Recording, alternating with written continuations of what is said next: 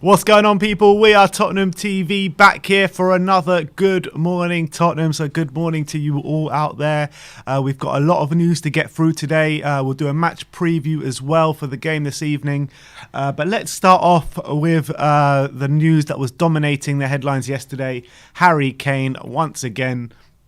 Apparently, and he's about to be offered a new contract by Tottenham, and there's a few headlines here. The first one from Football London say Football London understands that both Kane and his representatives held positive talks with Spurs managing director Fabio Paratici and also new head coach Nuno Espirito Santo in the week since his return.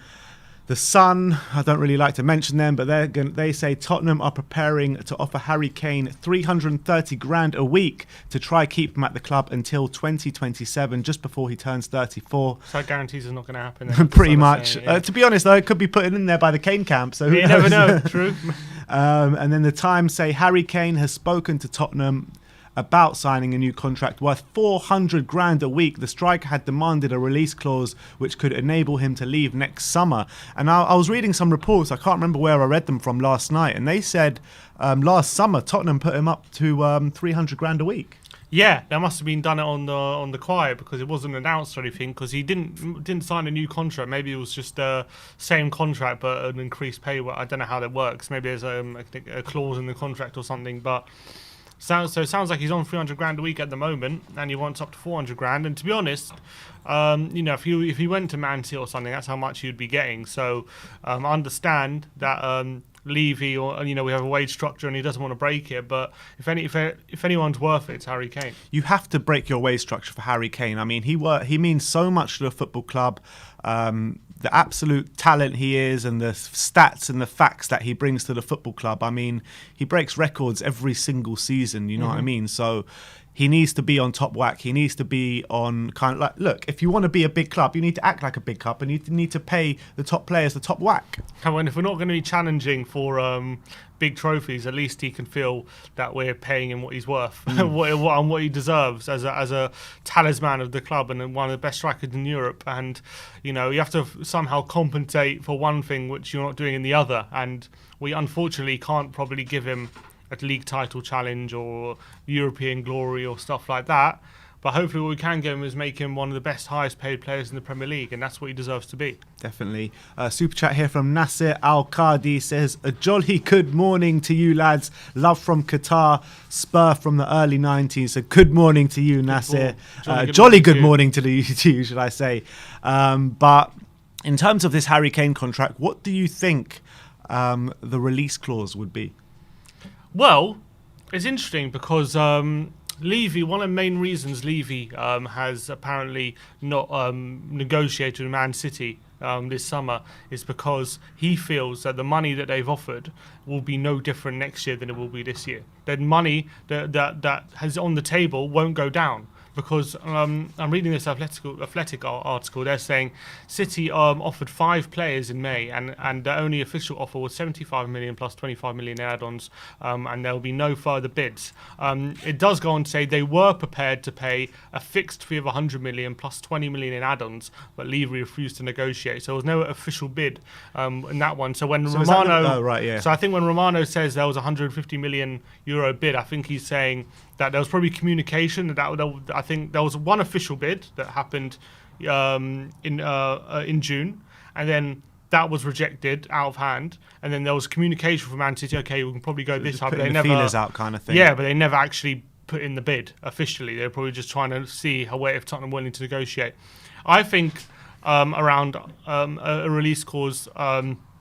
Around 130 million wouldn't be that bad for Tottenham, and that's pretty much what we're going to get this summer anyway. So I think it makes complete sense, because next summer, a season where all fans back in stadiums again, a year after COVID as well.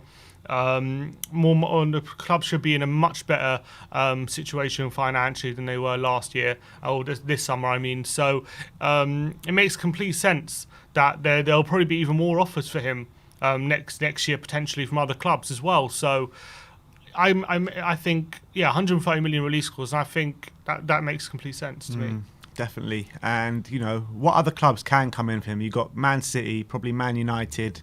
Anywhere else? Do you think Liverpool could come in from him as well? They don't really tend to spend that bit like those big kind They of don't 130 spend million. that bid, but I mean, They did spend big on Alisson. They I guess, do and need Van Dijk. They do need a centre forward, don't they? Yeah, but they liking Jota at the moment, and that false nine, he's got 2 and 2. So whether they're gonna think to splash 130 million on a striker right now, I for some reason I don't see him fitting in at Liverpool. I don't think Liverpool are going to come in for him. I don't see us negotiating as willing to negotiate with someone like Liverpool than Man City, only because we probably see Liverpool as someone more gettable right now than Man City, as ridiculous as that sounds. But it's probably true. So you got to remember, as much as we're in the dumps, in the Conference League, and we're doing really badly, I'm sure that Levy wants that Champions League revenue back, doesn't he? He Yes, desperately. he most definitely does. So we need to get back. He wants to get back there. I don't think he's happy with us just being in the Conference League as much as we know that I don't think he wants to be in the Champions League for sporting merit, but he definitely does want to be in the Champions League. So I don't think he's going to settle. That's why it's always when Spurs are at their lowest is when we spend the money. Always, of course, because always. we don't plan. We don't plan. When was that biggest summer? When that biggest January window when we were up for relegation under Harry Redknapp? We spent massive that January. That's the problem. That is the problem. It's only when we're at our lowest when we spend the money. That's when the we're at our problem. highest, we don't spend. Because they just rest on their laurels when we're doing well, and they think, oh, this is going to last forever, and they don't kick us on like other clubs do. You know what I mean? And it's just that's what's really annoying about Spurs, because when we get to that point, we never kick on ever. Yeah. Under Harry Redknapp, under Pochettino, it's just so annoying. Yeah, no, I agree. But anyway, going back to the Kane deal, I think it would suit everyone if he does sign the contract. If he does manage to get a release clause in there, and he gets a hike in wages, I think that suits everyone. Unless the only downside potentially is if he does get a big injury this season, and then all of a sudden we're stuck with a player who's got a big injury, and then he's on massive wages now, and he's probably not going to get a move for that money. If with an injury, then you've got a bit of a problem. But other than that, I think I think it makes sense for everyone for him to do the wage hike. Pep announced yesterday that he's leaving in 2 years' time, or what did he say, in 2023? He said after 7 years at Man City, he'll probably take a break. Yeah. Do you think that comes into Kane's thinking at all about going to Man City? No. Why Not would at all? no? That Pep will be leaving?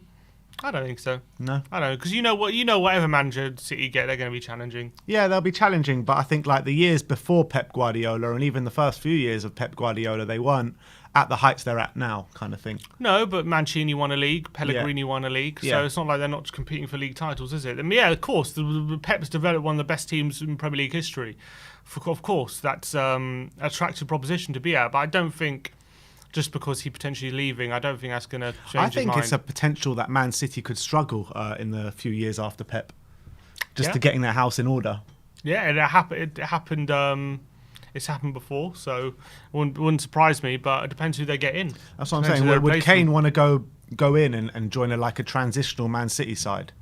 Pellegrini won it in his first year. Yeah, it's true. Mancini won it in his first full season. Yeah, I'm not saying it's not possible, but I'm saying it's less possible than it is now.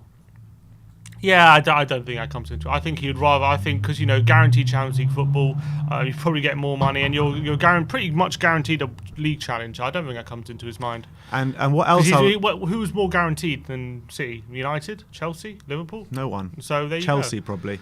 Unless he stays at Spurs, and that's which are definitely not guaranteed of anything. So, but also what I was thinking last night. Do you think that this release clause has a kind of option for maybe the release clause can only come into effect if we're not in the Champions League? Yeah, maybe something like that. That's what I was thinking last night, and that makes sense for all parties, really. Yeah, that's what Villa did. Villa only activated the release clause if a Champions League club comes in for you and we're not in the Champions League, then the clause is activated. And I think we should probably do something similar for Kane. That's what I would do. Yeah, exactly. Maybe whether we accept that or not is another thing. Because I think if we're in the Champions League, there's less reason for him to leave. But do you think there is less reason? But if we're in the Champions League and we're still not looking like challenging for a title, I'm not saying he'll want to stay. I'm just saying there's less reason for him to leave. Yeah, Yeah. I agree. Yeah, but in terms of these points from the Athletic article, it says Levy was furious the way Kane tried to bounce him into a move at the end of last season. So the way he tried to, he had the interview with Neville. He was what was he doing? He was leaking things to the papers and everything about how the move was imminent and all this kind of stuff. City offered 5 players in May, 75 million plus 25 million add-ons in June, and there were no further official bids. They were prepared to pay a fixed fee of 120 million plus 20 million in add-ons, but Levy refused to negotiate. Spurs did fine Harry Kane 2 weeks' wages for delaying his return to pre-season earlier this summer. With the two clubs not talking since July, the move has been dead for weeks despite Kane's hopes. And that's in line for how we felt the deal was going weeks ago. We pretty much said that this deal, it can't go on forever because as much as it might go late on the window, Spurs aren't stupid enough to accept an offer so late in the window without anything lined up. And we know with the Bale deal, I think we had 6 of those deals, maybe 7 of the deals potentially All of them were done, yeah. Wrapped up before Bale left. And with not much action happening in this window of Spurs, I know we were in for Vlahovic and Martinez, but when those went dead, I think that was a pretty clear indication, wasn't it? It came evident Harry Kane was staying by that point, in my opinion. Yeah. So I think hopefully he knuckles down now. And what do you think of the Alistair Gold? It's probably a bit of PR, but what do you think Alistair Gold update said that Kane was taken aback by his reception on Sunday, and also he had very positive talks with Paratici before agreeing to stay for another week. I believe he knew he was staying before that reception he got. I think, the Vlahovic and Martinez deal were dead way before then, so I think he knew. So I think it just plays into it nicely. It's just a nice narrative to form, isn't it? Yeah. He was so taken aback by the fans. Yeah, it's just a nice to stay. Yeah, exactly. It's just a nice narrative to form, and they also said that it was after great talks with Paratici and Nuno as well. You get a feeling that that's all just put out just to kind of, from a PR standpoint, make it look good, make it look more like Spurs convinced him to stay rather than he's forced to stay. I believe those things are true, but I don't think those were the defining factors of him staying. Mm. You know what I mean? You think he had positive talks with Paratici? I think he had positive talks with Paratici and Nuno, but I just can't see those being defining factors of him wanting to stay. I think he's only staying because Man City never stumped up enough cash. That's the reality. That's the reality. Mm-hmm. It's got nothing to do with the talks with Nuno, in my opinion. Well, let's hope we can convince him in these last few days of the window that we might actually do something this season, because we still have 5 days left to kind of get so much work done. I mean, at least one's cropped off the list in Kane. We can put that to the side now, but it's in the back pocket. Yeah, it's in the back pocket, exactly. But still, there's so much to do. And I'm worried that these outgoings are going to screw us. I'm starting to get worried, because these outgoings should have been dealt with so long ago. And the fact that 5 days to the window they're still not dealt with makes me think that it kind of won't be dealt with. And that's a worry. Anyway, that's the Kane story. All right, well, that is the news on Harry Kane. Let's move on. We'll get to some super chats first, and then we'll take you through a match preview, and then we've got some other transfer news to get through as well, and then we'll start taking some calls. Harry the Boss with the super chat says Spurs will want 160 million euros next summer if they get into the Champions League. Potentially want more than that if we get into the Champions League and he signs a new contract. I just don't think for sure the offers won't go down. I can't see it going down next year. So I think Levy's absolutely right when he says there's no benefit to selling him this summer. Yeah, there's no benefit. Howard says offering for Winks and Sissoko to leave, please, if there is a God. I think only one of those guys are going to leave, and I can't see both of them leaving. Yeah, unfortunately. And at the moment, I can't see one of them leaving. I know it's really not long to go, and a lot of business to be done. But we'll see how it plays out. It is widely reported that we know about Levy, but apparently Paratici loves the last few days of the window, as does Levy. So I think it's going to be very busy last couple of days, Monday, Tuesday. So I think Harry the Boss here with the super chat says, what do you think of Spurs' transfer window so far? I mean, out of 10. Right now, as it stands, what would you rate the window? Yeah, I mean, it's not so good. I mean, as it probably goes down a mark as every day passes. But the Harry Kane news surely puts it up. Yeah, that's good. But I mean, we got one good centre back in. We got a backup keeper, and we got this up and coming winger. So I mean, 4, maybe 4, maybe a 5. I would say No more than that. I would say a 4 as well. I can't see it. Maybe even a 3. We just haven't done enough business. Nowhere near. Nowhere near enough. We're still stuck with the same old right backs. Centre back position still stuck with Dyer and Sanchez, albeit they've had good starts to the season. Left back's fine. Centre mids were still lumbered with Sissoko and Winks and can't bring in another centre mid. And then Ndombele wants to leave. That's 3 of them. Yeah. So I mean, it's difficult right now. But I think that the transfer window. I mean, if we still had Mourinho in charge, it would be a lot worse than it is having Nuno in charge, in my opinion. Yeah, true. Because I think with Mourinho, at least we know this definitely wouldn't be enough to going into it. With Nuno, you just never know with the new system how it's going to be long term. Yeah, exactly. All right, let's move on to the match preview for tonight. We play Pacos de Ferreira in the second leg at the Tottenham Hotspur Stadium tonight. 1-0 down from the away leg. I mean, what kind of team are you expecting tonight? I'm expecting a team that a strong team, not full strength. I'm not expecting Scala. I'm not expecting Niall John. I'm not expecting Piscozzi or Cameron or Vickers is injured anyway. I'm not expecting any of these guys to be involved tonight, to be starting. I think the likes of Doherty, the likes of Winks, the likes of Brian Hill, I expect them to start, but I do expect some of the heavy hitters to play as well, because I think Nuno's going to try and make sure we do get through tonight. At the end of the day, we are 1-0 down. We do need to win, so we can't take anything for granted. We saw what happened in the first leg.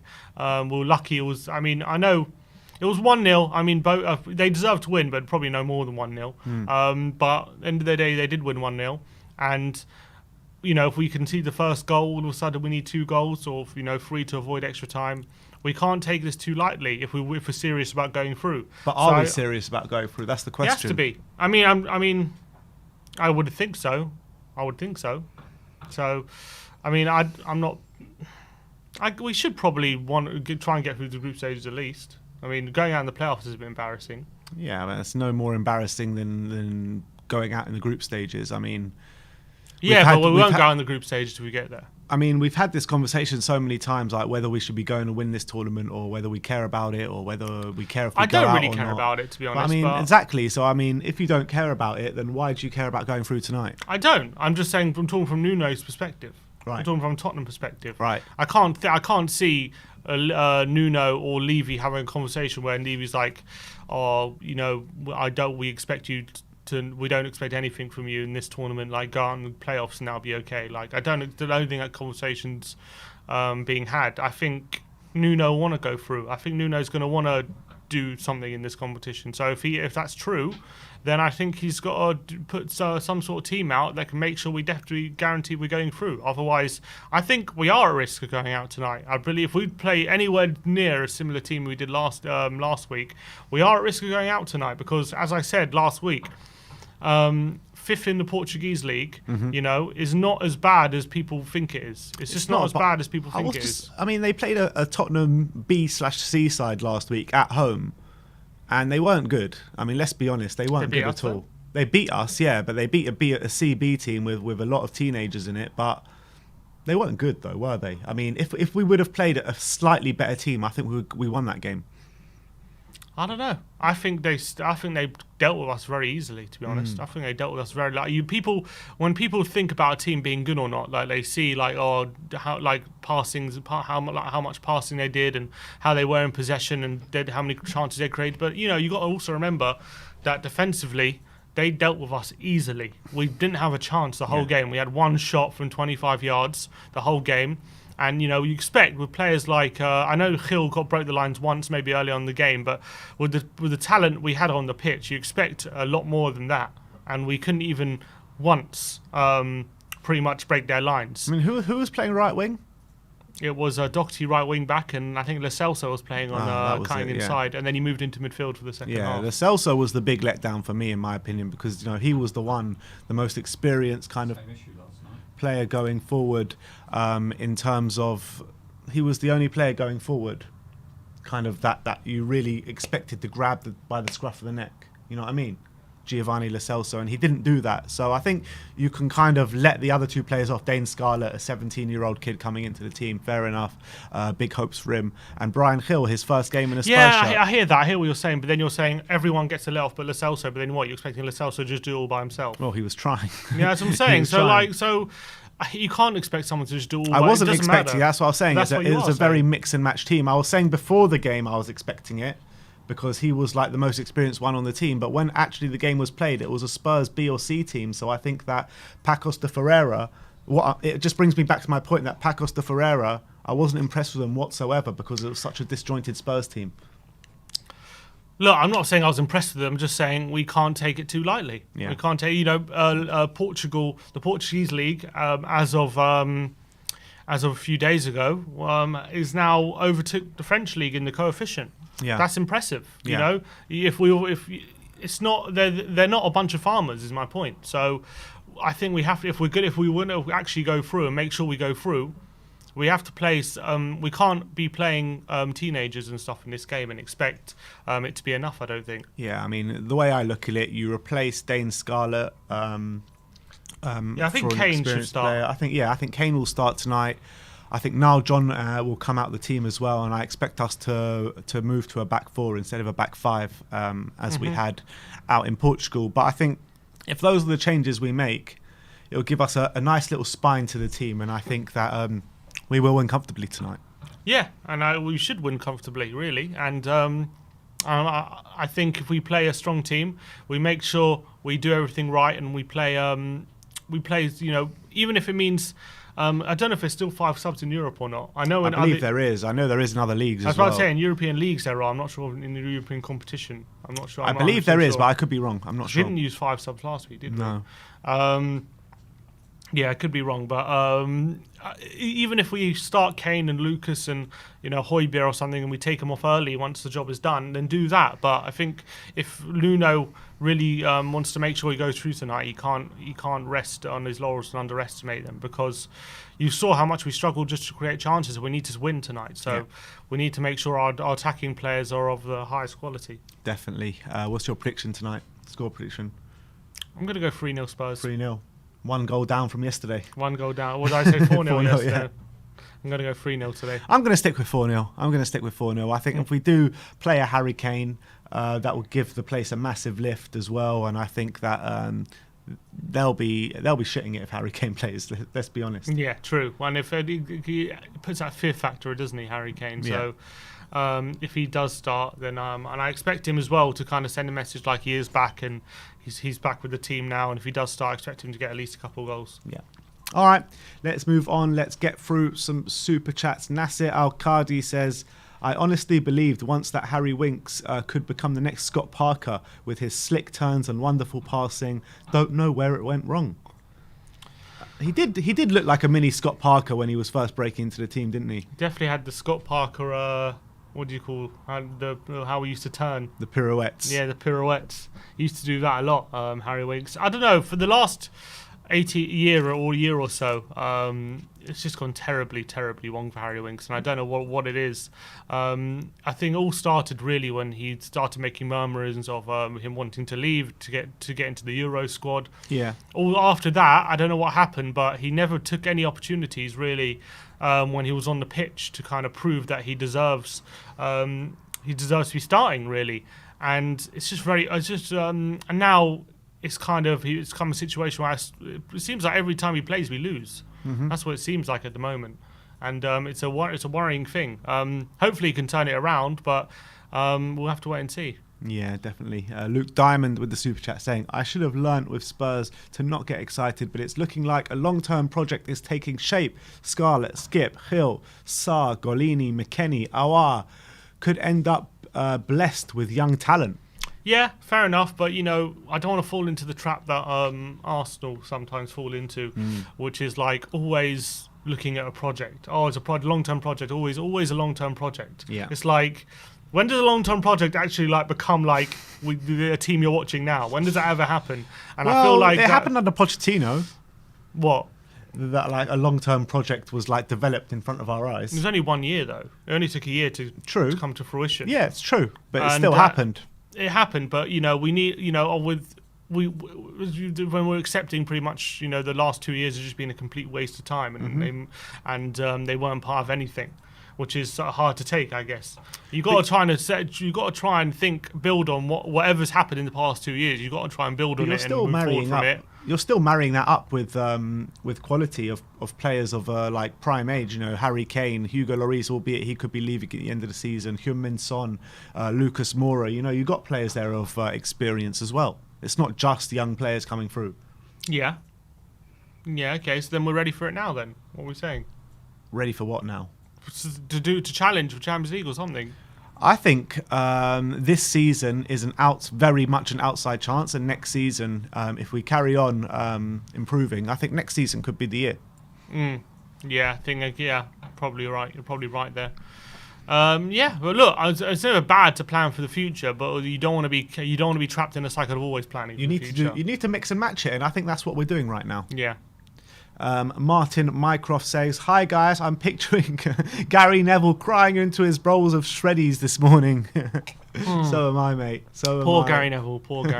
Everyone take a moment to, what was that tweet that you sent out last night? That was brilliant. I said, thoughts and prayers go to Man City, Charlie Kane, the Sun, and Gary Neville. For all these, for all their hard work over the summer. Yeah, thoughts and prayers go out to them. It must be a very tough time right now.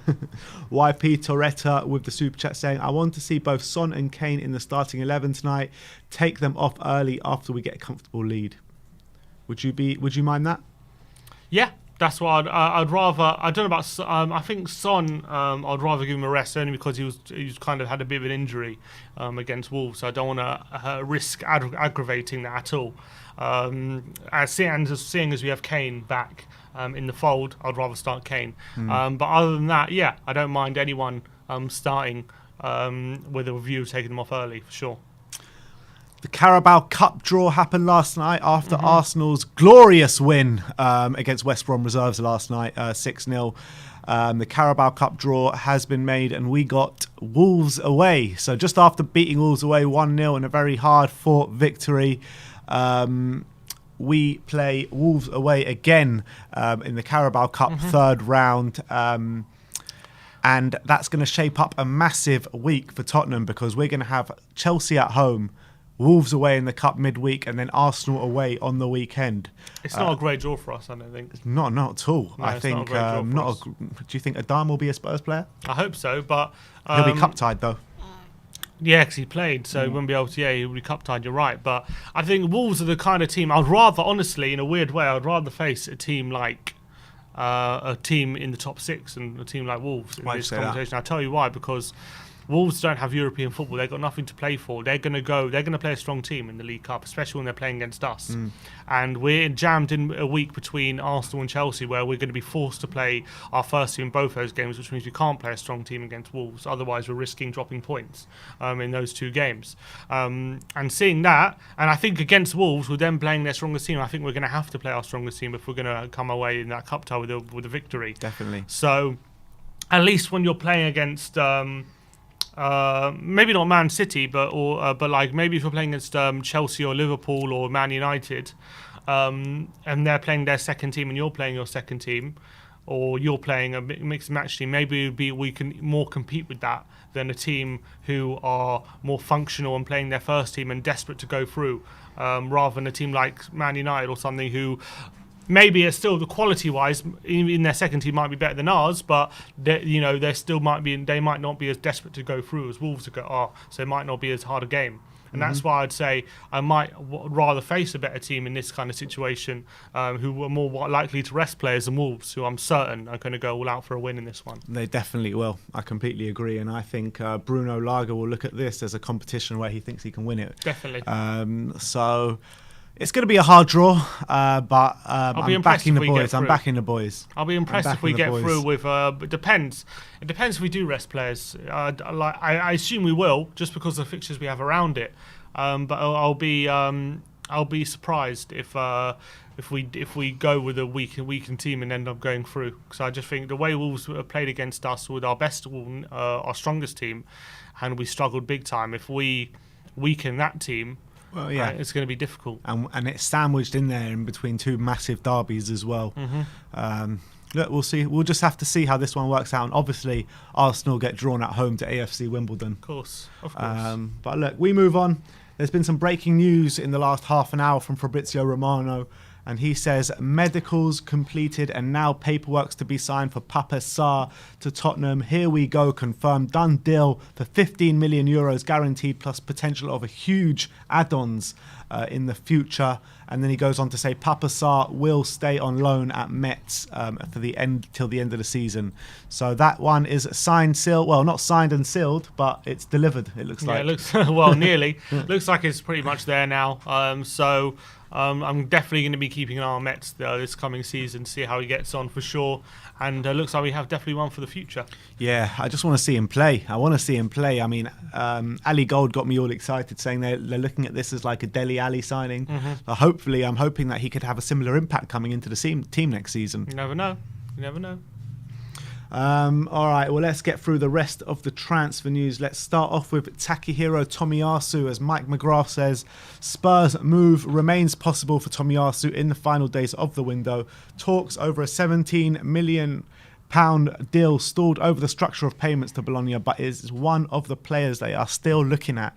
I mean, this is like the transfer saga that never bloody ends, Tomiyasu. I think this is going to happen as soon as Aurier leaves. I think it's dependent on Aurier leaving. I think it's pretty obvious. Aurier's still here, right? Everyone knows since the start of last season we've been desperate for a right back. Why have we not got one? I think it's because we still got the guys who were here last season. They haven't gone. So as long as Aurier's here, I don't think we're signing anyone. So Tomiyasu's just waiting by the plane. He's waiting for the call to go to the airport. I think that's what it's dependent on. All this stuff, structure of the deal, it might be true. But I do think the hold-up is Aurier still being at the club. I think that's how we do things, isn't it? So I don't think we're going to sign a right back until Aurier leaves. And with 5 days left to the window, it's getting closer and closer and closer to him staying, unfortunately. We've seen, obviously, the pictures of him in training and stuff, so it's not like he's... which I like. At least he's... As much as he wants to leave and we want him out, at least, some players in that position... just like down tools completely and don't even bother turning up for training because they know the club want him out. But at least he's still going to training and being part of the team, which is the bare minimum, but it's good at least. But we need him gone. That's the truth. We do need him gone, and we need him out the door because we need that space, and it's holding us back, upgrading that position. And I think that's the hold-up. I think it's obvious. I think that's the hold-up. Yeah, you're probably right there. And in terms of Aurier coming in for training, I mean, who else is going to keep Ndombele company? You know what I mean? Yeah, it's true. Those three of them, him, Sissoko and Aurier, like none of them playing. None of them want to be at the club, or at least Aurier and Ndombele don't want to be at the club. And they're probably all just having a great time together as a La Mafia, just chilling in the corner of the lunchroom or something. They all do seem, every time there's pictures, they're all smiling and joking all the time. Yes, Ndombele and Son having a great time. Ndombele never seems like he doesn't want to be here in pictures, but I don't know, maybe... Probably when it comes to match day, he doesn't want to be there. Yeah, when Nuno asks him to run, I don't want to be here. You make me run. What are you chatting about? Super chat here from Dark Sun G21 saying, at least Man U play West Ham and Chelsea play Aston Villa in the Carabao Cup. I expect an 5-1 tonight and 4-0 against Watford. Wow, very confident there. 4-0 against Watford. I hope you're right on that one. I wouldn't get too confident, but yeah. But that's true. That's three big ties actually in the Carabao Cup. Man U against West Ham, Chelsea against Villa, and us against Wolves. There should be some upsets. I reckon there'll be maybe one or two upsets in those things. Yeah, I agree.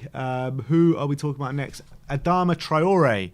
Let's talk about him now. As Romano says, talks are ongoing between all parties regarding Adama Traore to Tottenham, but no agreement has been reached at this stage. And then he did go on to say that Adama Traore would love to join Tottenham Hotspur.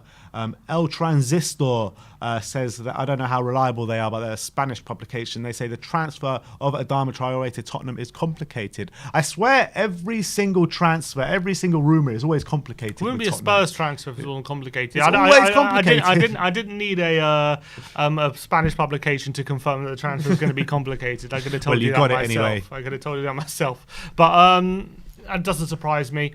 I think again, even with Adama, I think we're waiting for players to leave. I think Sissoko and Aurier both have to leave before we can get him in the door. I think this deal, 40 million loan with obligation to buy, I think Wolves will probably accept it. But I think we're, again, still waiting to get people out the door. And as frustrating as it is, I think that's the situation. It's definitely true, because we can't bring in another foreign player until a foreign player leaves. That's just the facts, because we're at the max quota. If we were a City or a Chelsea or a United, we would bring them in and just put. And if we can't get rid of the players we can't get rid of, put them in reserves. That's what we would do. But we're not.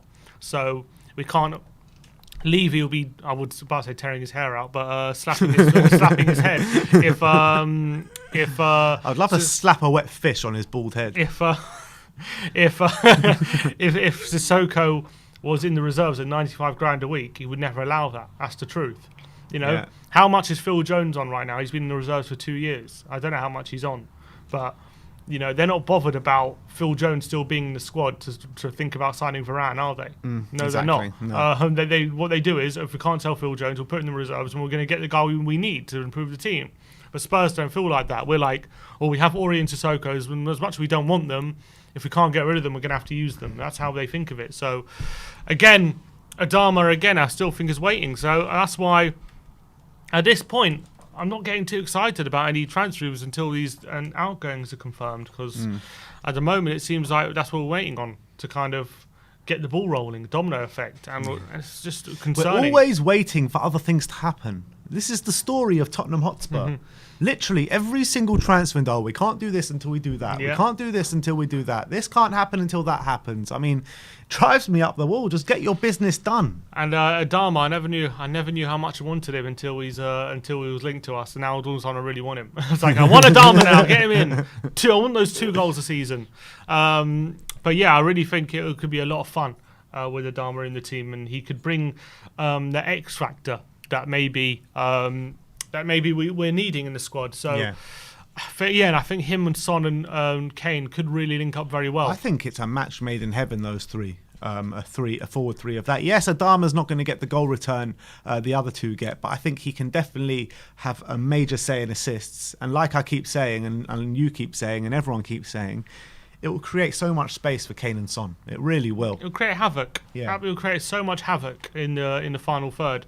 And that's the thing. If we can get our defence right and make sure we're rock solid at the back, you know, have Højbjerg, Skip and protecting that back four, have that defence solid as a rock, and then Kane, and then Traore's unstoppable, even when he's got two players on him.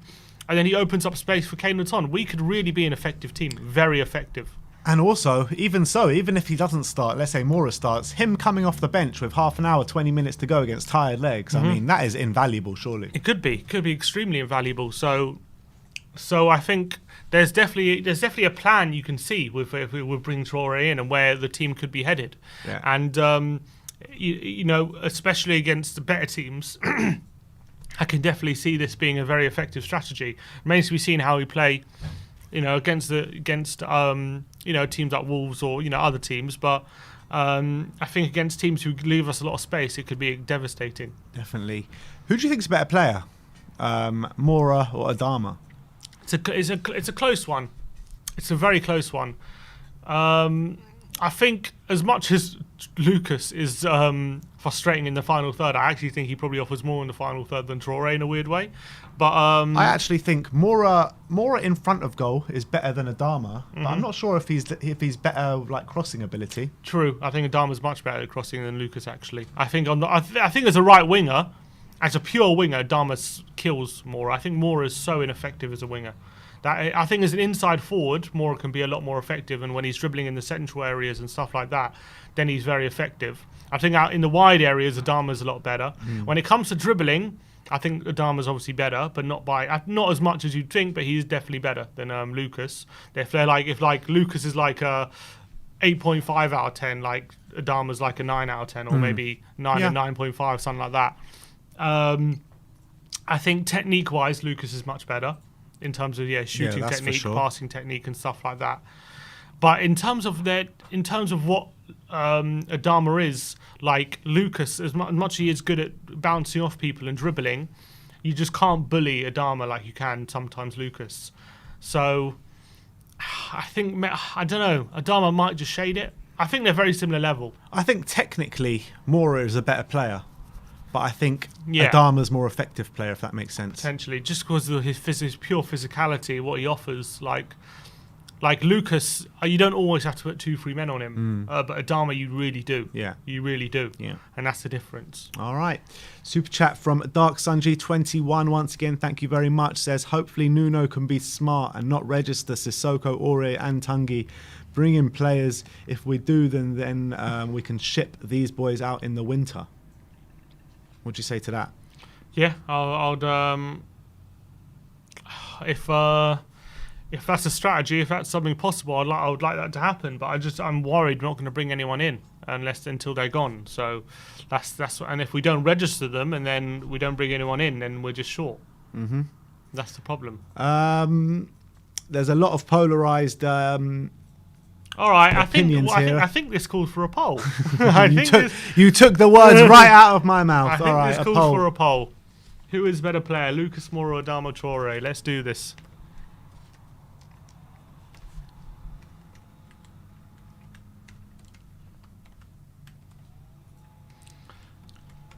Who are you guessing is going to win this one? I reckon. I think Lucas might win this poll. Yeah, I was thinking potentially Lucas might win it. Just And because we're Spurs fans. I'll do an undecided bit as well. Or do you have to pick? All right, the poll is up, guys, and we've got a super chat here from Jerome saying the match against Wolves has shown that we don't have any players with the physicality and boss the game like Dembele did. Wolves did bully us. Yeah, that's a fair point, but it wasn't totally in the central areas where there was when they're getting the most draw. It was in the wide areas, so I don't think even if we had a Moussa Dembele, it might have helped because it could have helped relieve the pressure in the central areas. But in terms of how we were getting absolutely roasted on the wing, I don't think it would have helped that much. Super chat here from Christian Dertardian, but no comment there. So just thank you very much for the super chat. Well, Lucas Moura well ahead at the moment. After 300 votes. Come on, everyone get voting in the comments. Come on, we've got nearly 1,500 people watching. Everyone go over to the comment section, cast your vote, let your voice be heard. I want everyone's opinion on the polls. I want at least 1,000 votes. Come on, guys. I want to see 1,000 votes. Someone says, bro. Ben says, bro. Not me, Ben. Someone else, Ben, in the comments says, bro, what Lucas scored a hat-trick in the Champions League semi-final.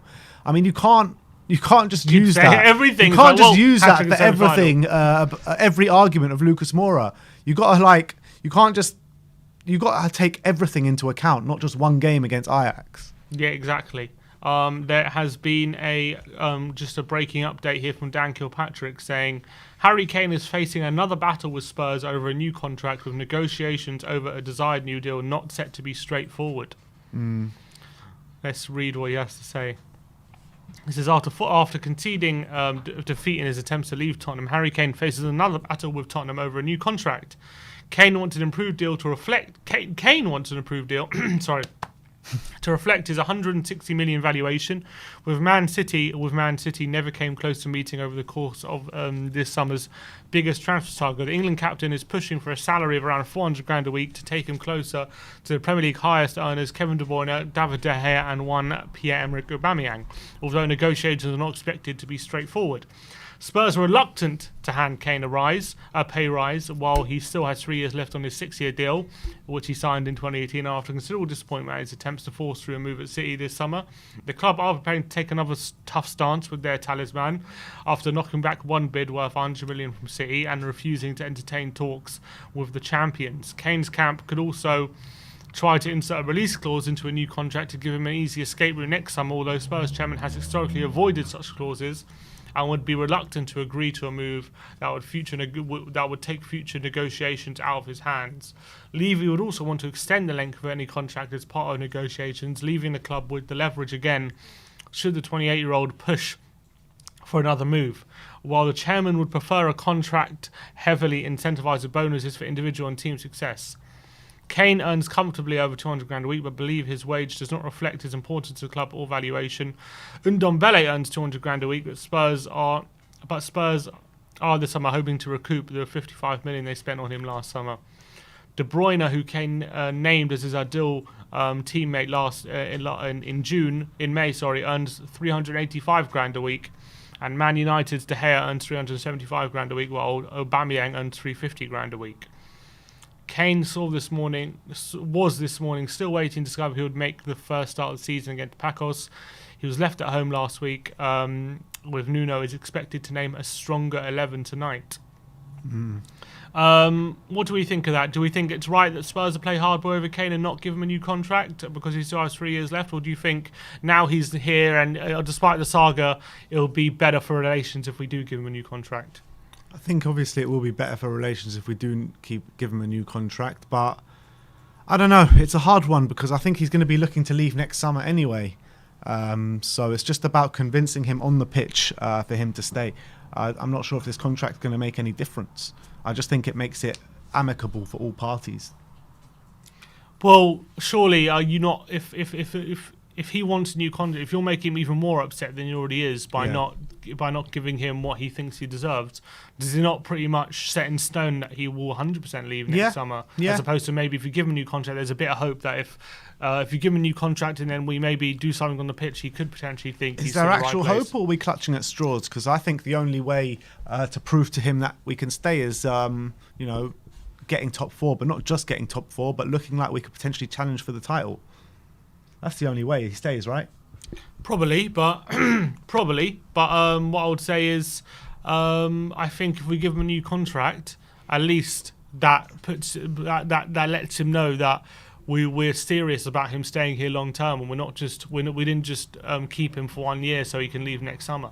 Maybe that sends out a bit of a message in that sense. Yeah, I mean, if it was up to me and I was Daniel Levy, I would give him what he wants and what he deserves, because that's the man he is and what he's done to the football club. So, what do you think about would you allow Kane a release clause, or do you think Levy's right in terms of we shouldn't be giving Kane? Levy always wants negotiations in his hands. He doesn't want to be at the mercy of a clause. I mean, I don't see why Kane signs it without a release clause. It doesn't make sense. Because if he doesn't sign that, then he's going to start holding the cards very soon in the negotiation tactics for his sale. But if look, he either signs in terms of Kane, the way he's thinking, he either signs it with a release clause or he doesn't sign it at all.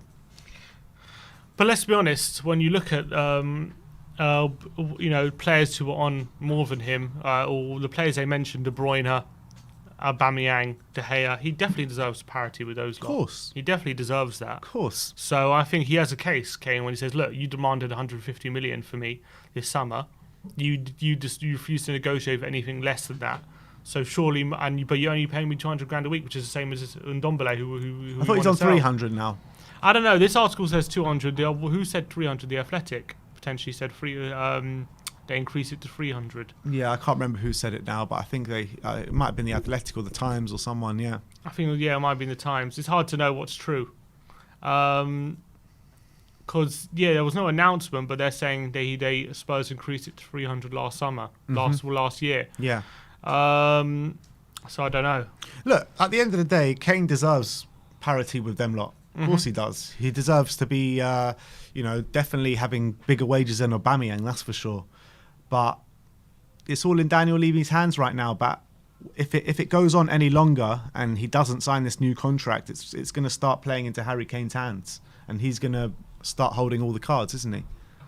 Yeah. I hope that this doesn't become another saga. That's what I'm just hoping for. Yeah, it probably will. Yeah, probably.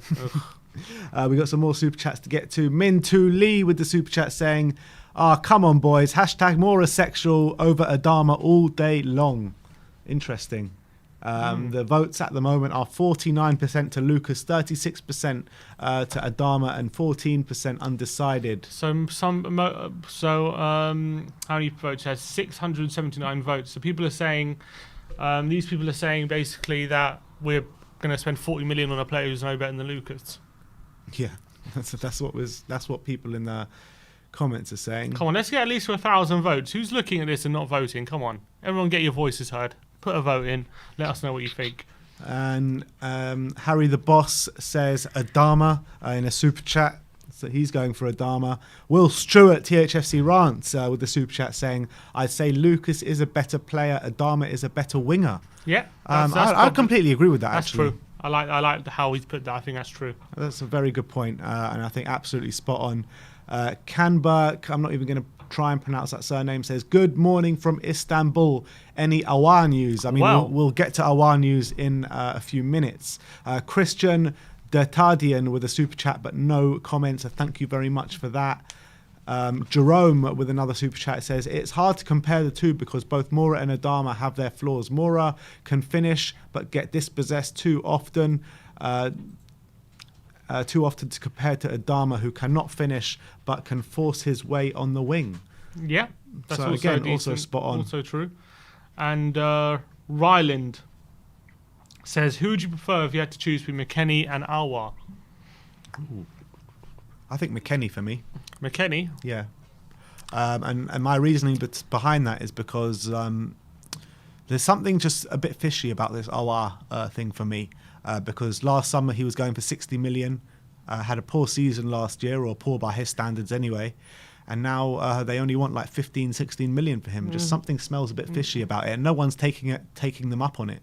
Yeah, and they're even prepared to go with a loan with an option to buy or something, Yeah. and no one's going for it, which is very strange. I think in terms of profile player we're probably more in need of an Aouar than we are of McKennie, but I think McKennie is probably a more safer bet in terms of being a good signing for us. Exactly. I think he's one where everyone seems certain is going to be is a star in the making. And Paratici knows him very well, obviously, doesn't he? So true. he signed him at Juve. So probably McKennie just scrapes it, but I think if we would sign Aouar, I think he's more of in terms of his profile, we probably need someone like Aouar more than McKennie. Yeah. But also, I've been hearing about Aouar, about how his attitude stinks, and this is why. This is part of the reason why it could be why he's going for so cheap as well. Yeah, maybe. We don't want another Ndombele situation, Definitely do we? Not. Nasser Al-Qadi with the super chat saying, breaking news, Qatar Investment Authority are thinking of buying Arsenal. That is true. Please no. I love Qatar and hate Arsenal. I mean, if that happens... I've read that. They're going to be some sort of super club, surely, no? Depends who's buying it. Qatar. The Qatar Investment Authority. Well, yeah. Let's hope it doesn't happen, eh? God, if that happens, bloody hell. Well, to be fair, Arsenal are the biggest spenders this summer. Yeah. So it's not like they're short of cash. True. But I think if they bring in, if new owners like that come in, I think they could give insurances to someone like Conte. That's probably true. And if they give assurances to Conte, it's all over. The first thing they do is sack Arteta probably within the day. On the day, I think they come in. They sack it'll be Arteta. all over if that happens. If they give assurances to Conte, it really would be. Let's just pray it doesn't happen. Ryland 71738 say, oh, you've already read that. Gregcellent says you shouldn't compare Kane's wage to Arsenal's dumpster fire of a transfer and wage policy, and that is 100% true. It's true, but you know that's what players naturally do when they're looking at the league and they're looking who's the highest paid players, and Kane's looking about Kane is the best striker in the league, and he sees which strikers are paid more than him and why they paid more than him, and he sees a Bammy on 350. He's like, well, I should be on more than him, shouldn't I? That's just natural. That's just how it looks. That's just how it is. And tell him, go Arsenal, you can get more than him. Yeah. Brandon Troller says, Kane staying. I've never been happier about being dead wrong. There's a lot of people that were wrong about this saga, including myself. Jerome, again with the super chat, saying, Aouar is another player we might miss because he wants Champions League and has an attitude. Edward Hurley says, why can't Moura fill Eriksen's shoes? He can pass. He can't. No, he can pass, but he can't do what Eriksen does. Eriksen is just people still don't appreciate, I think. The job that Eriksen did. He was a chance creation machine. If you gave him more than a second around the box, he can put on a sixpence for anyone. Yeah. And that's how good he was in those areas. Like, there's no one in the squad. There's probably no one. There's very few players, except for maybe De Bruyne in the Premier League, who can do what Eriksen did for us in his prime. So, Aaron Lucas has nowhere near that ability. Nowhere near that ability to do that. Yeah, completely agree. Noni Madueke signed a contract yesterday for PSV. He did. So he's going to be staying there for a couple more years, or it's going to take a much bigger bid to prize him away. Yeah, I can't see him leaving this summer now. Usually when you sign the contract, that usually means that ain't happening this summer. So fair play to PSV. They probably did what's best for them, and it's a good deal for good deal for Madueke getting a pay rise. So at 19, remember he's still a teenager. He's probably in no rush at the moment. So that's another player who got linked to Spurs to get a pay rise. Not the first one. There's him. There's Milenkovic. There's Vlahovic is in talks to the new contract. Mate, Martinez is in talks to the new contract. Everyone. They're all in all talks to the new contract. So fair play to the agents. All right, now you've all been calling for the Weston McKennie and Hossam Aouar news, so let's get to it. And let's start off with Weston McKennie. As Damasio said last night that Tottenham are interested in signing Weston McKennie, as Fabio Paratici really likes the player. But Romano followed on from that and says McKennie is not a priority for Tottenham. And Miguel Delaney this morning has says Tottenham have spoken to Juventus about the signing of Weston McKennie, and repeated sources now feel a move may be possible for under 40 million. But he did go on to say that a swap deal with Ndombele was mooted, but Juventus prefer a straight sale. They must need the cash. That's the only... Again, a player I want, a player who could definitely be improvement on Tottenham. I think, again, it will be an exciting signing if we were to sign him, but we're not going to sign him unless Ndombele goes. That's the truth. We're just not. Yeah. We're not going to sign him unless Ndombele goes. So I agree. I think, again, it's another one which can be exciting, but it's hard to get excited because I don't think it's a reality. Everything's always so conditional with Tottenham. Everything. This isn't even one that's like, I don't even think this one's like conditional on Sissoko. I think this one's purely conditional on Ndombele because of the price we're talking about. Yeah. We're not going to sell Sissoko for 5 million and splash 45 million on McKennie. We're only going to splash that money. And then spend 40 million on Traore as well, right? We're only going to splash that money on a centre mid if Ndombele goes, because that's we get 50 million for Ndombele and we spend 45 on McKennie. That's how I can naturally see it happening. I don't see it happening any other way. So unfortunately, I think this one probably until Ndombele goes, it's a non-starter. Yeah, and I can't really see Ndombele going. Not at this rate. There's no serious talk about or bids about him. I get the feeling with Ndombele, as much as I'm unhappy with how he's pretty much wasted this whole summer wanting to leave and going and saying to Spurs he wants to leave. I get the feeling his main gripe was with potentially previous management, and Nuno could still get him back on side if he does stay. I do get that feeling, but it's still he shouldn't need to get him on side. Is my point. It doesn't seem great at the moment. Nuno doesn't seem to be able to get him on side at the moment. He hasn't been in time in because one the window's squad. open. Because the window's open, he wants to leave. But I think once the window closes, I think there is a chance he could get him back on side. Yeah, that's what I'm feeling. I get that. But he shouldn't need to get him back on side. Ndombele shouldn't be wanting out right now. He should be knuckling down and getting ready for the season. The fact he's not doing that doesn't bode well. But and we have to just deal with the situation. And unfortunately, I think the situation probably will be he stays and we try and get the best out of him. That's what I think will probably happen. A super chat from Jensen Greenshill says, I think McKennie could be like Martinez. Agreed in principle, then they sell Ronaldo and they don't need the money anymore. What do you make out of that? For McKennie? Yeah. First of all, that's potentially that could happen, but I just think I don't think we might agree a deal. We might agree a deal in principle, but it won't go over the line until we get rid of Ndombele. I think that's what we're waiting for on this one. Renugen Kumar, welcome to Silver and welcome to the We Are Tottenham family. It's great to have you. And he says in the chat saying, we want Traore. So I'm guessing he's one of the 36% that did vote for Adama Traore. But let's move on to Hossam Aouar, as Lyon's CEO, the maverick that is Jean-Michel Aulas, has been talking. And he says there have been discussions with other clubs about Aouar, but no firm offers for the moment. But we are expecting them to arrive. When Aulas says something like that, you know he really wants him out. Because Aulas could have literally the contract signed an hour ago and he'd be like, he's not for sale, he ain't going anywhere. When we signed Ndombele, the day before he was like, we haven't received any offers. He's like, he ain't going and Ndombele's not for sale, and Ndombele's don't go. And even I remember Lloris, the day before we signed Lloris, he was like, we rejected all the offers for Lloris. Lloris is our keeper, is our captain, he ain't going anywhere. Then 24 hours later, he's like, oh yeah, we sold him. Yeah, he's gone.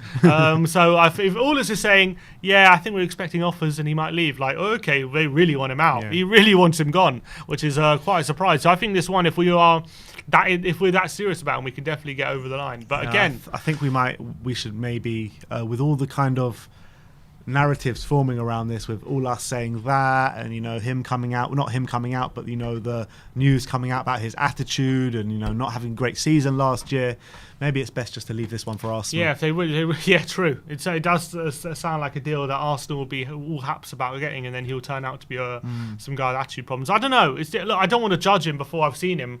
You've heard rumours and all these things about attitude problems, but I don't know. I don't know what the truth is. It's such a difficult one. When they got to the semi-finals of the Champions League, that was what was that, a couple of years ago when they beat Man City and everything. He was class. He was great. He was so sought after. Lyon were demanding 60 million for him. Like I don't know what's happened in this past year, but his stock has fallen so massively. So and it's not even like his contract's ending next year. It's 2 years left. Yeah, so it's very strange, this whole deal. But look, hopefully Paratici's done his due diligence, unlike whoever did their due diligence on Ndombele. And hopefully, if they really believe he could be a guy to come in and make a difference, and he'll be a big, he can be a game changer for us. I'm not going to say, oh, I've heard he has attitude, so I don't want him. Like, I'll give him a chance, obviously. Yeah. Another new member, Nasir Al-Qadi, welcome to Gold. Thank you so much for becoming a member. We really appreciate it, and do come on and have your say. If you want to have your say, the link is in the community section right now. And we got a super chat here from Will Stewart, THFC Rants, who says, I'm telling you lads, as an American, McKennie is Højbjerg like number 8, needs to be captain for the USMNT. Yeah, USA team. USA men's national team. Oh, right. That's how they do it. They do it like that. All right, do we need another Højbjerg? We already have Højbjerg. I mean, yeah, kind of. Kind of. It's always great to have another Højbjerg in the team. I wouldn't say no, would you? I guess. I wouldn't say no. Especially if, you need more players with that attitude around. Especially if he's replacing Sissoko. I definitely wouldn't say no about that. So look, I'm not. As I said, I'd be happy to have him in through the door, but I don't think we're not going to spend 45 million on a centre mid while Ndombele's at the club. And I'm pretty sure he scored a few goals last year as well, didn't he? Yeah, I remember he scored in the Nou Camp. He scored in the Nou Camp when they beat Barca 3-0 last year. I remember it was a nice goal he scored. But I don't know how many more. I've got a friend who gambles a bit, and every time he was gambling on Juve, not every time, but a lot of the times I was with him and he was gambling on Juve yesterday, he goes, Ronaldo first goal scorer, Weston McKennie scores. You know what I mean? Always screwing him over, but he scored 6 goals last season in Serie A and all. Oh. 4 goals in Serie A. Oh, I thought it would be more than that. 4 goals in Serie A and 1 in Europe, which was the goal of the Nou Camp. Okay. But what else do we have? That is... Oh, and Romano on Oya said that... he says, Tottenham have been offered the chance of signing Hossam Aouar as a new midfielder. Arsenal too.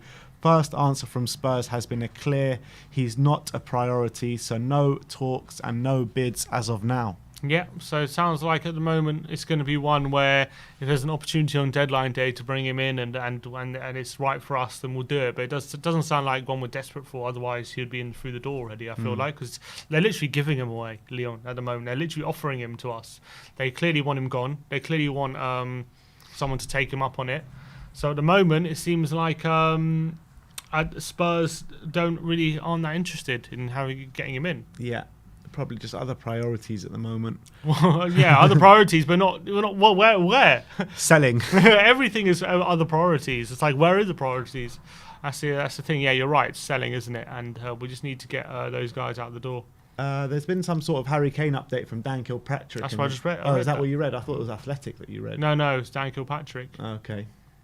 All right. Of the Evening Standard. Let's get Tushy on. I know he's been waiting a while. Oh, Santush. I know he's been waiting a while here. Tushy, how you doing, mate? Oh, can I hear him? Is it? Can you hear him? I can't hear him.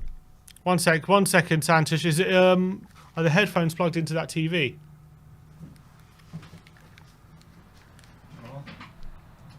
Is that TV? That TV? That TV? One sec. Yeah. Yeah. Okay. So why can't I hear him? Oh, I just heard something there. Oh. Speak, Tushy? No.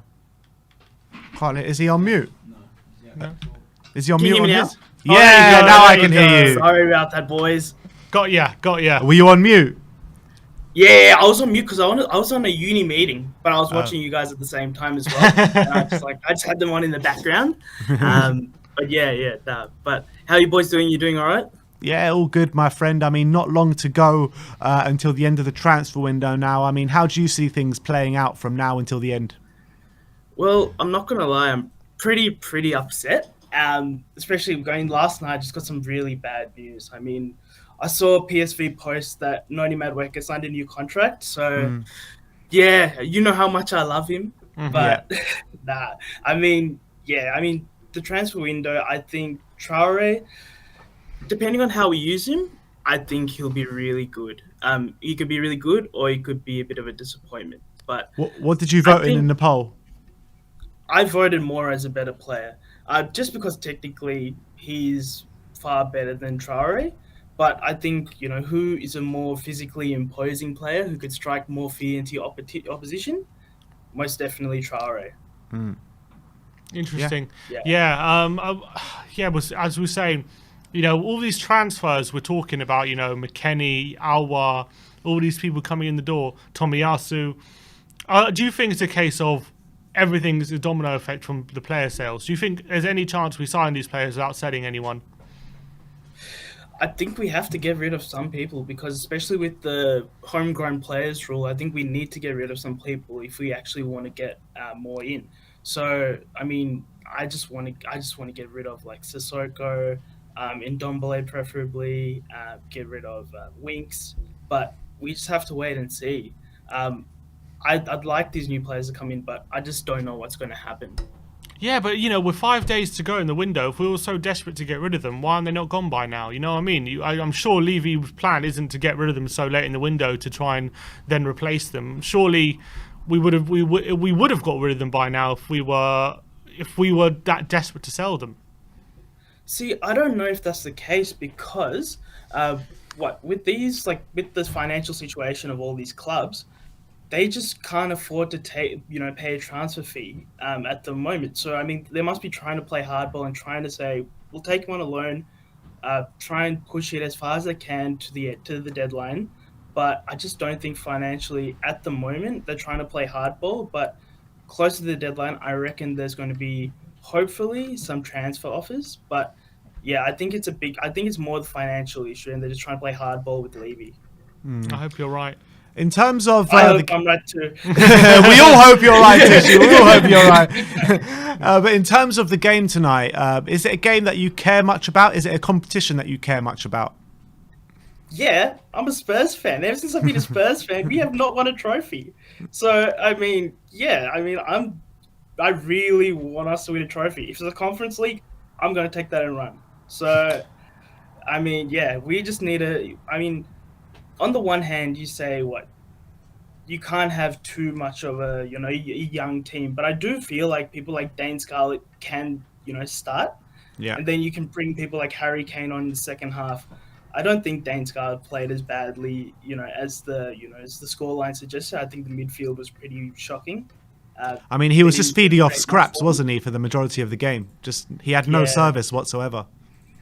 Yeah, no, for sure. And I just really hope that whatever we have today, whoever we're playing, we actually do something for the striker, unlike the last match. I mean, it was a very inexperienced side last week. How much of a more experienced side are you expecting tonight? We got to have the hitters in. We got to have. I mean, I think it's a shame if you don't have Skip in. I don't think at least one of the centre backs is a Eric Dyer or Davinson Sanchez. I think you can't have that. You got to have someone experienced in the front three, whether that's Mora, whether that's Bergwijn, just because we just need more experience to make sure that we get through. I just hate when people say, "Oh, it's Conference League. It doesn't matter." Hey, if there's Beatrice Silva, I'm gonna take it. You know, that Audi preseason cup. I took that and I'm running. Oh, there you go. So, That is what you call shameful. yeah. Shameless. Shameless. I mean, shameless. Santos, there's been talks today. Obviously, Harry Kane confirmed he's staying yesterday, which is great news for everyone. Kane staying for another year. There's now apparently there could possibly be even another saga going on with his contract now. Kane wants a new contract to reflect his value. If Levy demanded 160 million, he thinks he deserves a new contract to reflect that valuation. Levy could apparently be set to play hardball with that as well, seeing as Kane has 3 years left on his deal and there's no need to offer him a pay rise just yet. Do you think that's right? Do you think Levy should give him a new contract, or do you think he's right to play hardball again?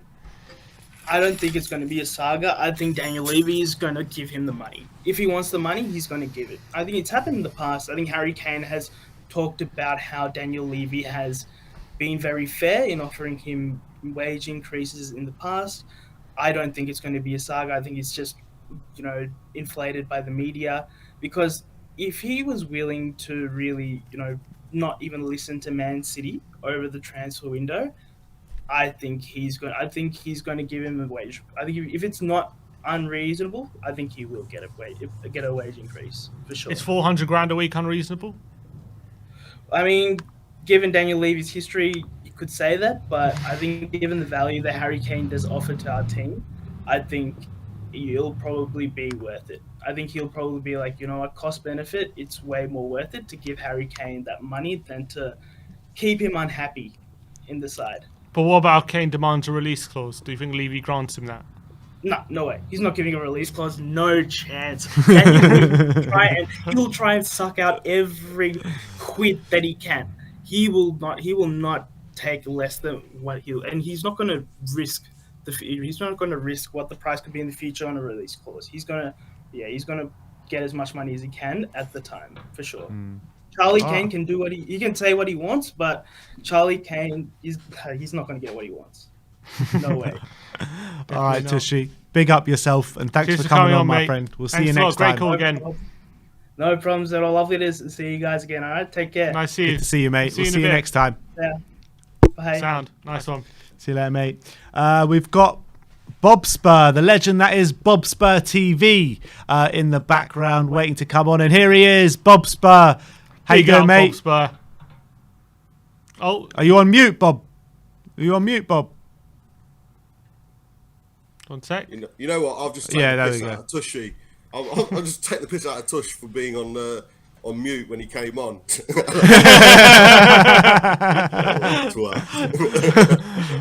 Schoolboy, Bob. Schoolboy. I know, mate. I know. Sorry, Tush. Big up, mate. Big up. Nah, chuff, mate. Buzzing. Harry Kane. Always said it.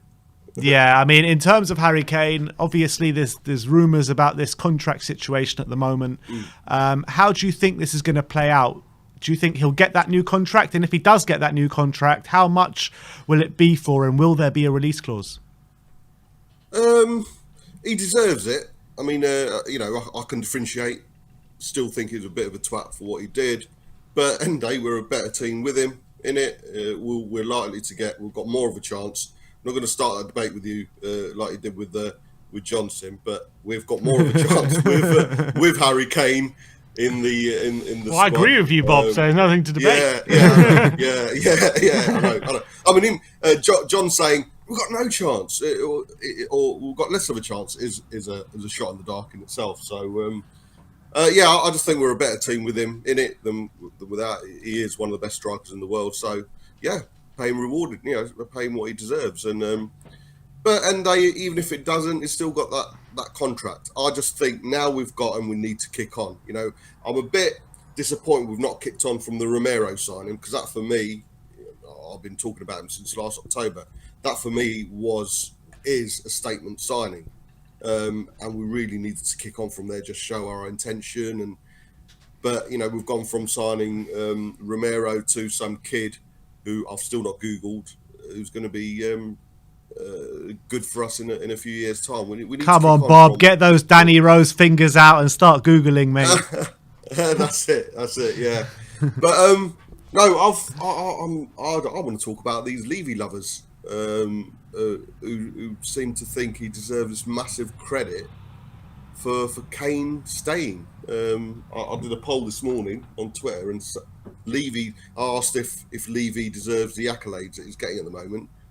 What accolades is he getting? 52%. Just for Kane, it was a simple tweet. Does Levy deserve all the accolades he's getting? Because everyone's saying, "Oh yeah, big up on Levy, great on him for digging his heels in." Well, everyone's saying Levy's a big winner, aren't they? Well, let me tell you where I stand on this, Bob. Let me tell you where I stand on this.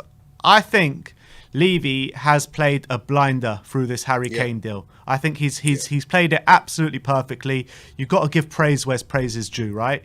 Having said that, Levy is the reason why we're in this situation, why Harry Kane wants to leave in the first place. Levy is the reason why we haven't kicked on as a football club. So to give Levy all this praise, like, look, fine, you got to give praise where praise is due. But again, you also have to talk about the failings of Daniel Levy when you're praising him as well. That's just my opinion. But I don't understand why I'd get any praise. I mean, you're not going to sell, especially Levy, is not going to sell a player if no one comes in for his valuation. Yeah. If no one matches his value. I mean, Yeah. it's like putting up Daigle said it brilliant yesterday. You've got a TV for sale for 150 quid, and someone offers you 100 quid, and you say no. And that's it. That's all it's done. That is pretty much what happened, yeah. Well done, Bob. Well done. Yeah, man. Yeah. No, Oh, you played a blinder, Bob. You played a blinder. Yeah, that's it. Wicked, man. You know, the reason I'm selling this TV is because I didn't buy the right stand for it. You know, it's my fault. It's my fault I'm selling this TV. I don't know why I'm talking about TVs, but you know, that's the reason why I'm selling. You know, I don't understand why he would deserve any form of credit. You're right. Is the reason why Kane wants to leave in the first place, and he rejected a bid that wasn't worth the pay. Yeah, it wasn't worth the valuation of the player. What? I don't understand. So either people don't understand what the word accolade means, or people are, like you say, he has played a blinder, Ben.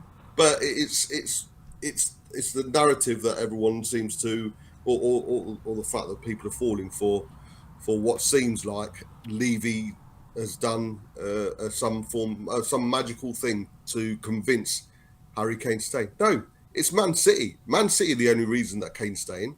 Agreed. Not because of Levy or Spurs. Yeah. It's Man City. If a bid of 160 had come in and then Levy had said no, then fair enough. I'd give him a bit of credit.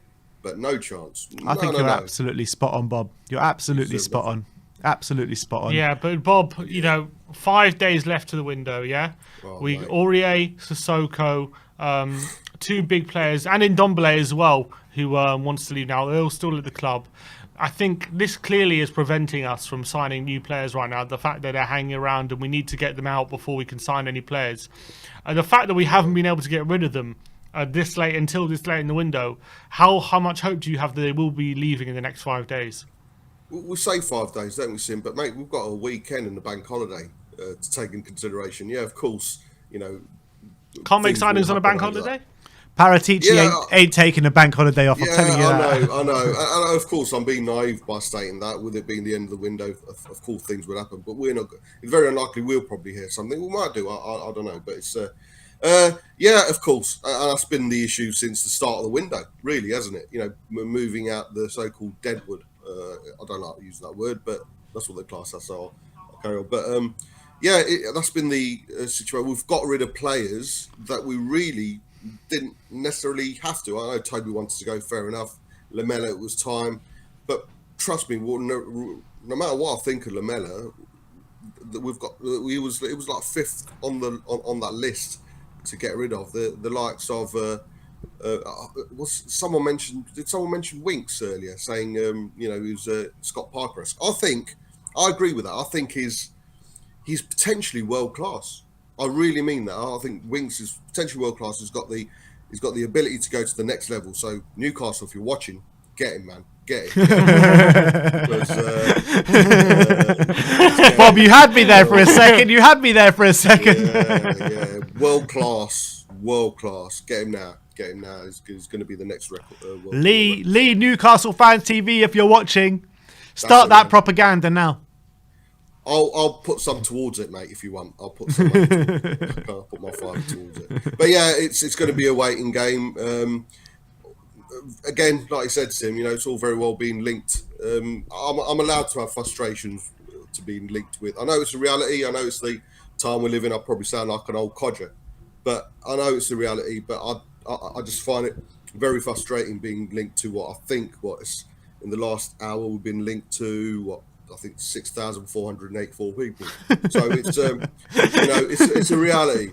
It's a reality, but it's just frustrating, mate, because being linked to or buying players for the future, which we've been doing for 20 years, isn't helping the immediate. We need to sort out our first team. And Harry Kane isn't sitting there, mate, and thinking, you know what, Romero, Galini, Gil, that's it. We're going places. 100%. Romero, I think, is world class, potentially world class, but that ain't, for me. That's not any of those signings are a signing of intent. Romero is, but we've not kicked on from it. We've got Kane. He's staying. Let's kick on from that. We need to build a team around him because he's worth it. I sound like a shampoo advert there, but yeah, he's worth it. But you just need Davigilla on the screen now. Yeah, that's it, man. What's your prediction, Bob? Out of Aurier, Sissoko and Ndombele, how many of them will be here when the deadline passes?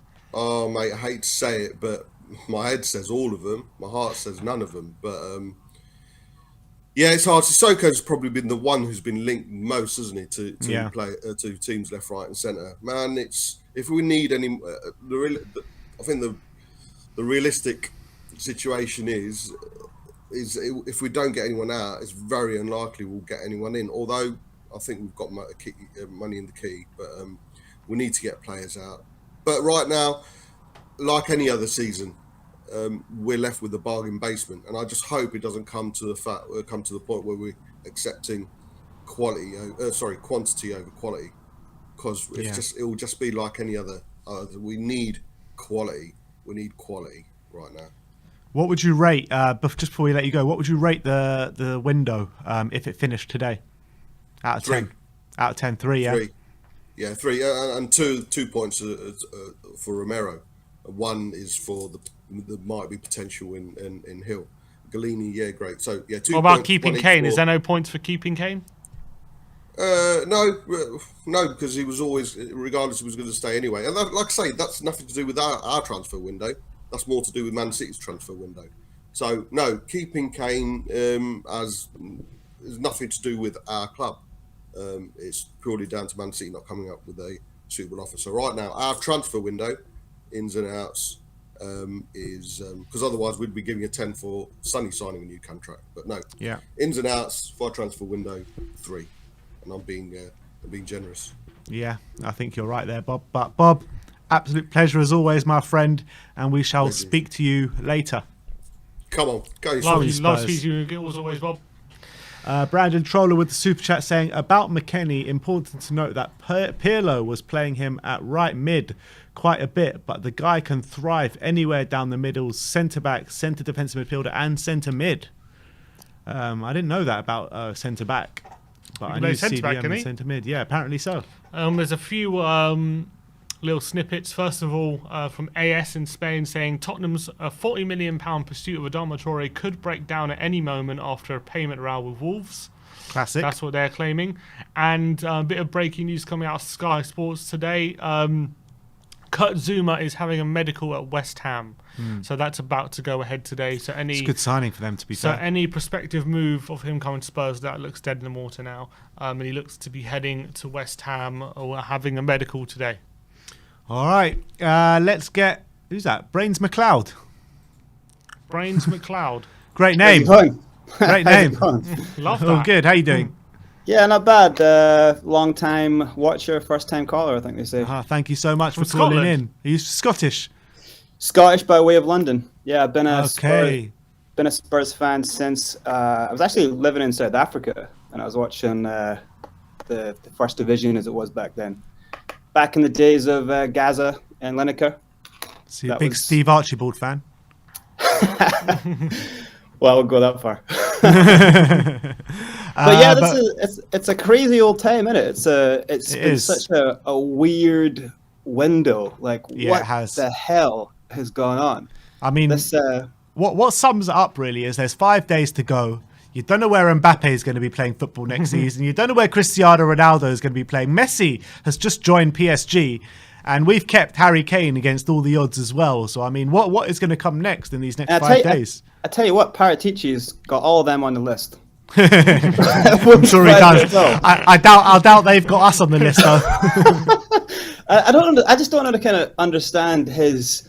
I call it the Paratici paradox. It's like he's like a poor kid in a toy store, you know, like, and he's walking around and he's like, "Mom, can I get that toy?" She's like, no, you little idiot, we're broke. She's like, "All right," and then he looks at a bigger toy. "Can I get that toy?" He's like, no, it's like he wants all the toys. It's like, dude, we don't have any money. Until you get one out, you can't get one in. You know, you still got all these toys. You don't like these toys. Look at this Harry Stinks doll you've got over there. You don't like that toy. Get rid of that toy first.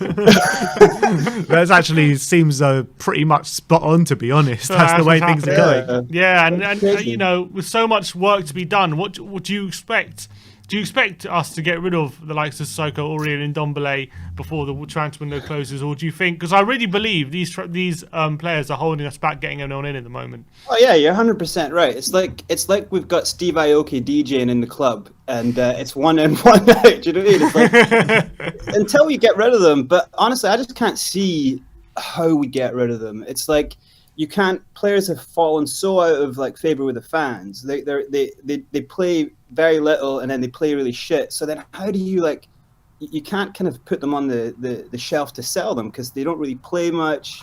So who's going to really want Sissoko on their team? I couldn't believe it when he popped up at the UEFA chat, you know, the Euros, and then he's bombing down the wing. Like, who's this guy? Where's this guy come from? You know, it's like, so that maybe that's the only reason people are looking at Sissoko. But man, I think it's like, cut your losses. You know, cut your losses and just give them away. You know, like, you know, when you don't want to like what Arsenal are doing to Willian, basically.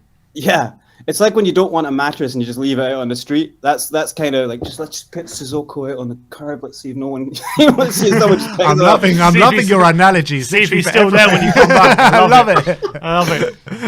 Talk to me. Go on, Brains. I'd say the thing about Paratici that I don't get is like, can you imagine being like in an office with Paratici and he's like, "All right, get me Jeremy Doku on the line. You know, Jeremy, would you play for Spurs? Sure. All right, please hold.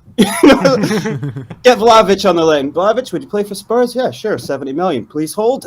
Right, Martinez. Like, by the end of the day, he's got 700 calls on. You know, and he's like, so what can we do here? We've got 700 players waiting. They all want to play for Spurs. If we offer them like more money than we ever going to have in our lives, it's like, oh, no one. All right, cool. Well, goes back to the phones. He's ready to leave at like 5:30. He goes back to the phones and just one light. There's one light on, and it's poor Tomiyasu. He's sitting in the airport in Bologna. And no one's told him. Would someone please call up Tomiyasu and say, "Dude, leave the airport"? Like, he never even went home. He just took his suitcase straight to the airport, put it into the dry cleaning, and said, "Look, wash my undies. I'll be in North London by the end of the day." And it's like, it's just never going to happen. Someone tell that guy to please go home.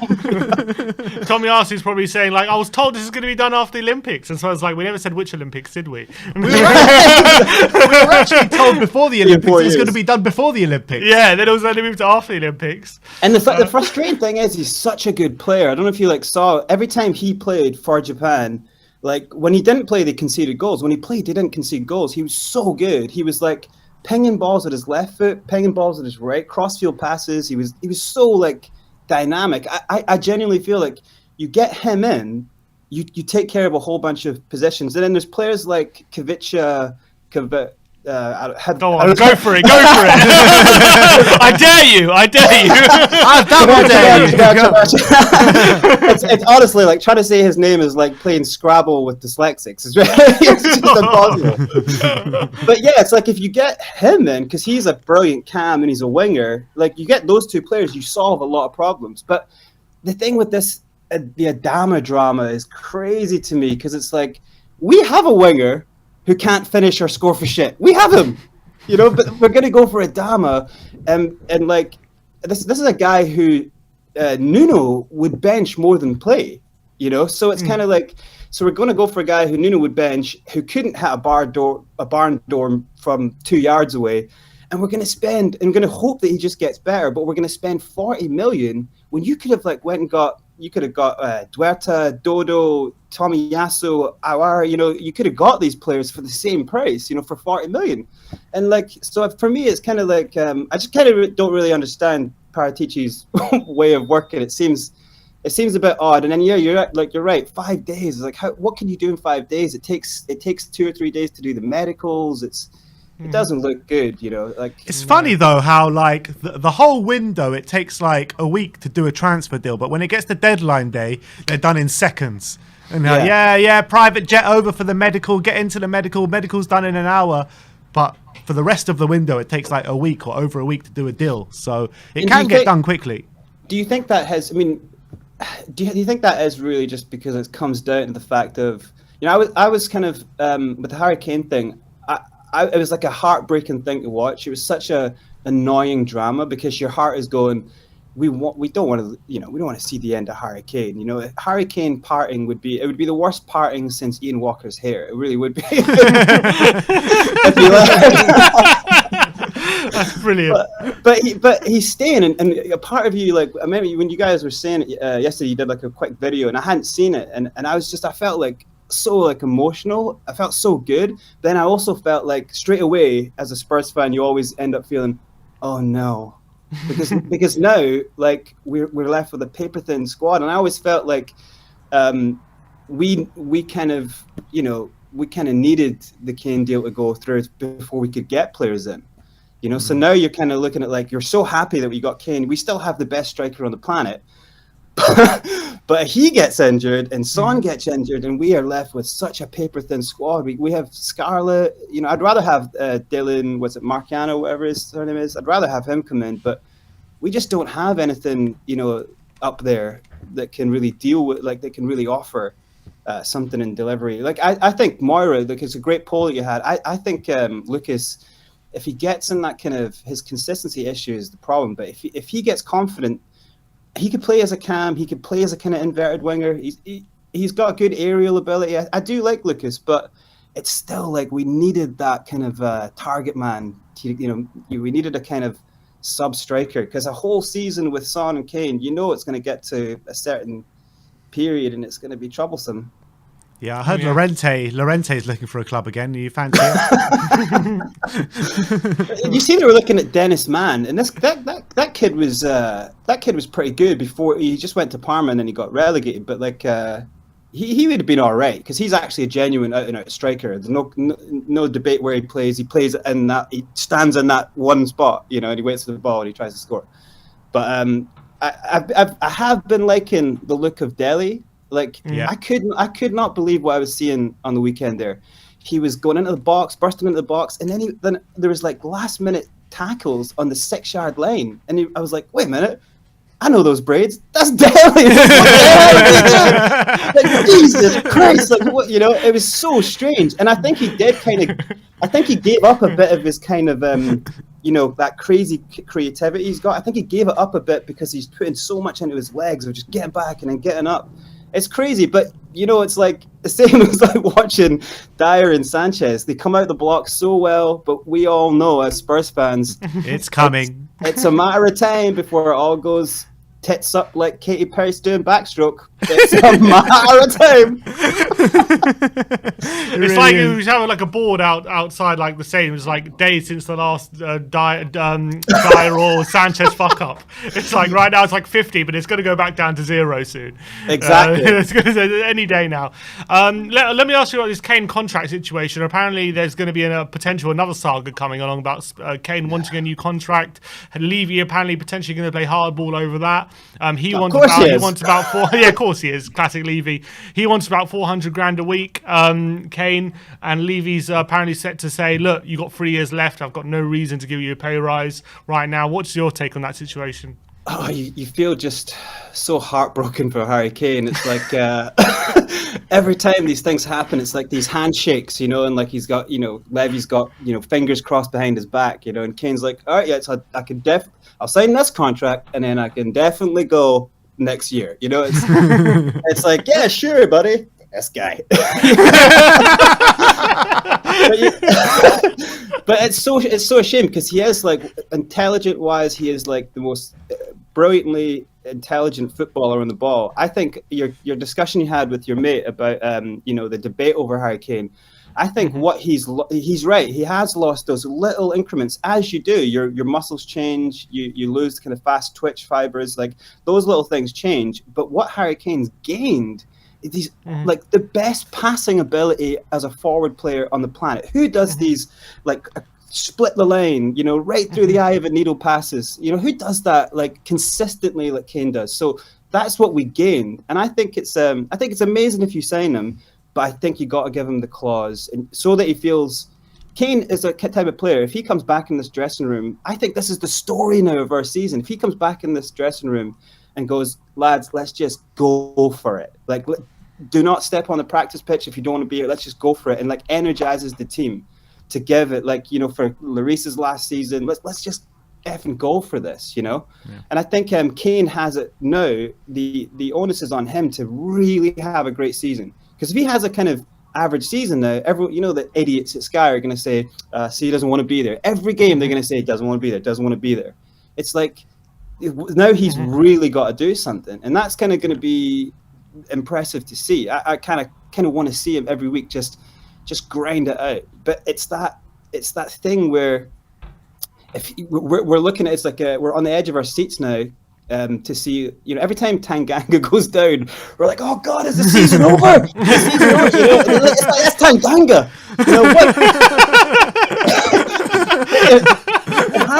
If Harry Kane drops, there's going to be suicides. There's going to be suicides in the stands. You know what I mean? So I think give Harry Kane whatever he wants. Name the stadium after him. Just make him so happy, and then try and make him happy enough to get us into the Champions League, and then hopefully stays and sees it through there. Maybe this idea of bringing in some talent for the future and building something around him, which you should have done a long time ago, but. Next season we might be able to have the funds to bring some big players around him, and maybe he'll give it one more season after that. That's like my hope and prayer, but it's a tough one. You do feel for the guy. Brains, wow. Absolutely. That was an unbelievable call. Brilliant call. Absolutely brilliant call. I haven't laughed that much in a call, I don't think, ever. So please, actually message us on social media, because I think we need to get you on way more often if you're up for it. So do message us on Twitter or Instagram. But thank you so much for calling in today. Absolutely brilliant call. No worries. Come on, you Spurs. Thank you, Brains. Nice to meet you. Great call. What a great call that was. Mate. Brilliant call there. Honestly. Loved every second of that call. I really did. What a guy. Is there anyone else waiting? All right, so I think that... couldn't end the show any better way. Exactly. Best way to end the show there. Everyone, big up to Brains McLeod in the comments. Thank you, everyone, for watching today. Another episode of Good Morning Tottenham. We'll be back this evening for all the match day content. So thank you, everyone, for watching today. Like, subscribe, comment. And as always, come on, you Spurs.